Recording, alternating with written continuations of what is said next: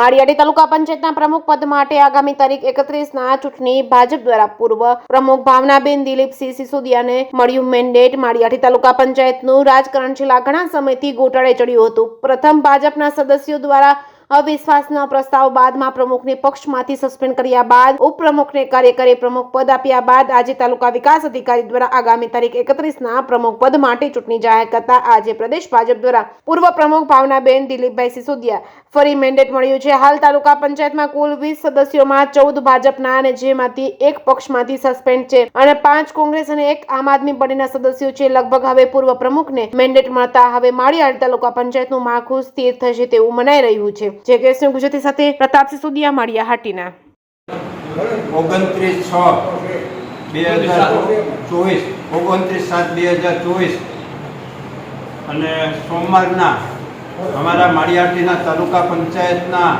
પ્રમુખની ચૂંટણી હતી, જેમની અંદર જનરલ સ્ત્રીમાં અમારે આજે સર્વાનુમતે ભાવનાબેન નરેન્દ્રભાઈ ઉર્ફે દિલીપભાઈ સિસોદિયા બિનહરીફ તાલુકા પંચાયતના પ્રમુખ તરીકે બધા જ સદસ્ય તાલુકાના સર્વસંમતિથી અમે ભાવનાબેન સિસોદિયાજીનું પ્રમુખ તરીકે નિમણૂક કરવામાં આવેલ છે, જેમની અંદર જૂનાગઢ જિલ્લા ભારતીય જનતા પક્ષ પ્રમુખ શ્રી કિરીટભાઈ પટેલ દ્વારા ઝોન પ્રભારી આપણા જિલ્લાના મહામંત્રી કટાણી સાહેબ પણ અહીંયા મેન્ડેટ લઈને આવ્યા છે અને એમાં વ્હીપ પણ જાહેર કરવામાં આવેલ છે।